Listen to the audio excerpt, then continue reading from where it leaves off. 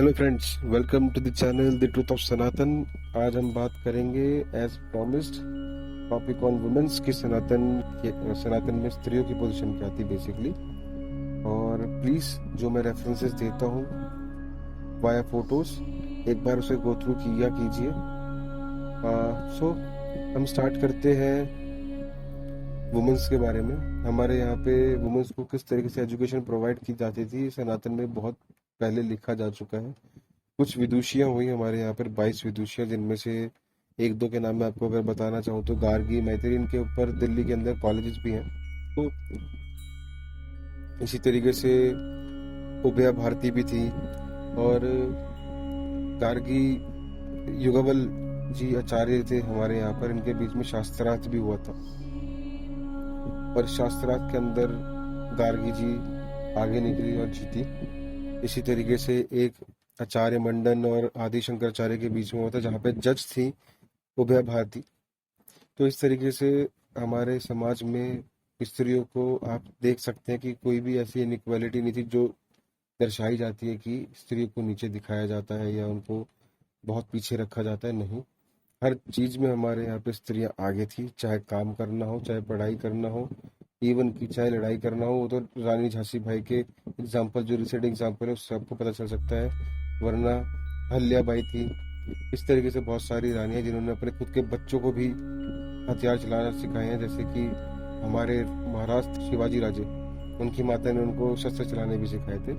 तो शायद आपने कभी इन चीजों के बारे में क्वेश्चन नहीं किया कि क्यों पीछे बताया जाता है, क्योंकि ये सिर्फ एक मिसकंसेप्शन क्रिएट करने का तरीका होता है कि लोगों को दबा दो।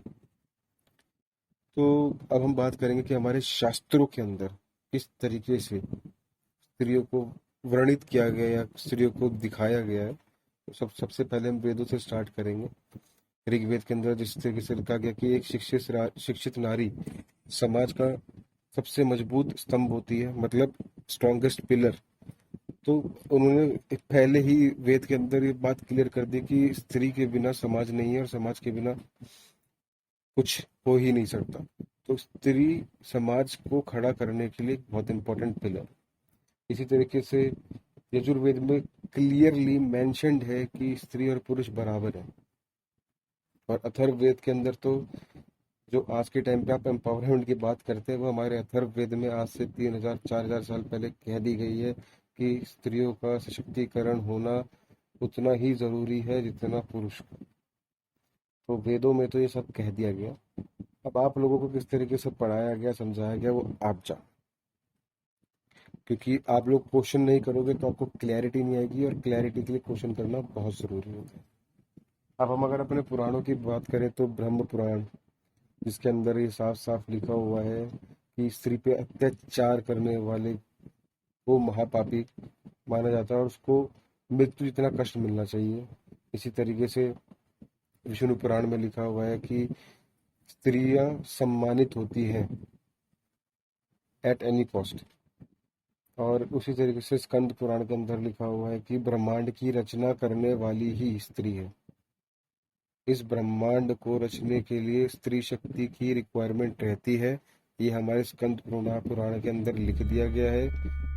लेकिन आपने कभी क्वेश्चन रेज नहीं किए, आपने खुद जाके कभी अपने पुराण ग्रंथ वेद नहीं पढ़े, इसलिए आप लोगों को मिसकंसेप्शन के अंदर ढकेल दिया गया और आप लोग वही मानते हो। ट्रू स्टोरी समझा देता हूँ, that is of Ramayan only. Ramayan के अंदर में सिर्फ 4 कैरेक्टर्स को लूंगा, वैसे बहुत सारे कैरेक्टर्स हैं, और 4 फीमेल कैरेक्टर्स को लेंगे हम। तो इसमें सबसे पहले हम लेंगे सबसे इंपॉर्टेंट लेडी को, जो केकई थी, जो कि युद्ध के मैदान में रथ चला रही थी और बेसिकली लड़ाई भी कर रही थी।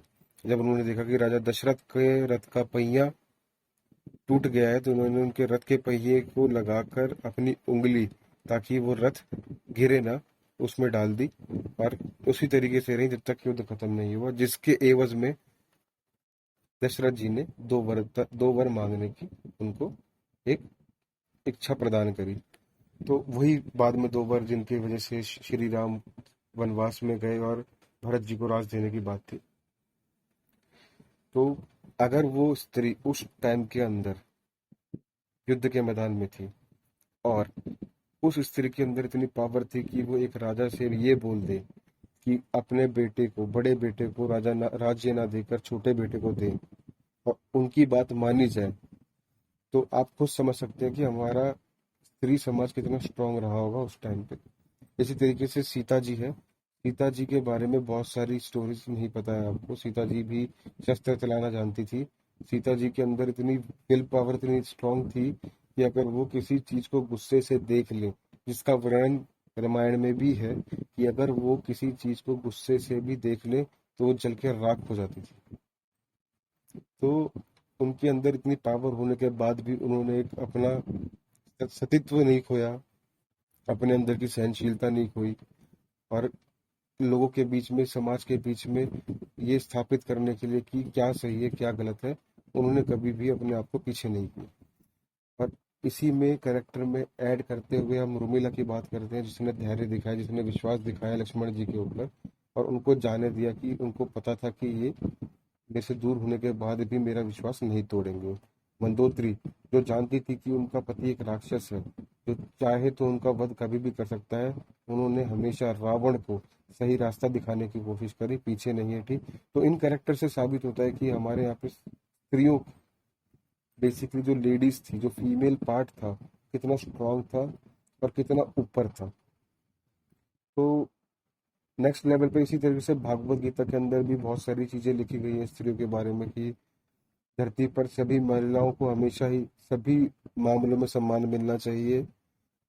और अगर बाई चांस, वैसे तो स्त्रियां कभी गलत होती नहीं है, लेकिन अगर बाई चांस कोई स्त्री गलत होती भी है तो भी उसे माफ किया जाना चाहिए। और जो व्यक्ति स्त्री का आदर नहीं करता वो पाप का भागीदार होता है। तो इसी तरीके से हम स्मृतियों पे पहुंचेंगे, और स्मृतियों के अंदर जो हम बात करेंगे कि किस तरीके से स्त्रियों को दिखाया गया है कि महिलाएं जो होती हैं वो विथ, मतलब फाइनेंस, जितने भी फाइनेंस है या मैनेजरल वर्क है, अगर आप स्त्रियों को देते हैं, so she is very much capable for doing it. उसके बाद अगर हम बात करें कि जो समाज स्त्रियों को गरिमा देता है, सम्मान देता है, उस समाज में हमेशा समृद्धि बनी रहती है। मतलब वो फाइनेंशियली स्ट्रांग रहता है, स्पिरिचुअली स्ट्रांग रहता है, मेंटली स्ट्रांग रहता है। और सबसे बड़ी बात जो उसमें कही गई है कि अगर आपको अपने वंश को या पीढ़ी को या समाज को आगे बढ़ाना है तो उसके लिए स्त्री सबसे इम्पोर्टेंट पार्ट है, उसके अलावा कुछ और नहीं। तो इसी तरीके से मैं बस आपसे यही कहूँगा कि प्लीज जाइए, अपने ग्रंथों को पढ़िए, उनका अनुसरण कीजिए, उनको समझिए। लोगों के सिर्फ बोल देने भर से कि भैया इसके अंदर तो ये लिखा है, इसके अंदर तो वो लिखा है, उसके पीछे मत भागिए। खुद जाके पढ़िए, क्वेश्चन रेस कीजिए ना, ऐसा क्यों है, हमने तो कॉन्ट्रडिक्शन सुने हैं, हमने तो कॉन्ट्रडिक्शन देखे हैं। जाइए, पता कीजिए कि वो कॉन्ट्रडिक्शन सही भी हैं, गलत है, कौन सही है कौन गलत है, क्वेश्चन कीजिए। बहुत सारे लोग बहुत सारी बातें करते हैं, सबसे क्वेश्चन कीजिए, तो आपको पता चलेगा कि बेसिकली समाज में क्या चल रहा है। कुछ लोगों ने हमारे ग्रंथों के बारे में, हमारे धर्म के बारे में बहुत सारी झूठी अफवाहें फैलाई हैं, तो उन अफवाहों से दूर रहिए, क्योंकि वो चाहते हैं कि एक तरीके से सनातन को कट्टरता के रूप में पेश किया जाए, लोगों के दिल में हीन भावना भर दी जाए हमारे खिलाफ, सनातन के खिलाफ। और सनातन ग्रंथों के, हमने वैज्ञानिकली अपने आप को इतना एडवांस कर रखा था, हमको पीछे करने के लिए जो सारे के सारे मैनिपुलेटिव्स हैं या जो भी फंडास ये लोग यूज करते हैं, उनको प्लीज ब्रेक डाउन कीजिए, क्वेश्चन कीजिए, जाके चेक कीजिए। एट द एंड कंक्लूजन में यही कहूंगा कि सनातन में हमेशा महिला को सम्मान मिलता है और हमेशा उनको सम्मान मिलता रहेगा। और बेसिकली अगर मैं एक ट्रू वर्जन कहूँ तो महिलाएं हमेशा पुरुष से ऊपर रही हैं सनातन में। इसी के साथ हमारा नेक्स्ट टॉपिक रहने वाला है वर्ण के ऊपर, वर्ण या जाति।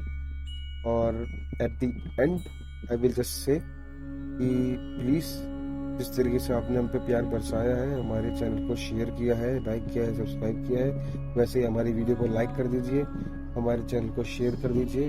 और अगर अभी तक सब्सक्राइब का बटन नहीं दबाया है तो प्लीज दबा दीजिए, और वो साथ में घंटी का बटन है वो भी। Thank you very much.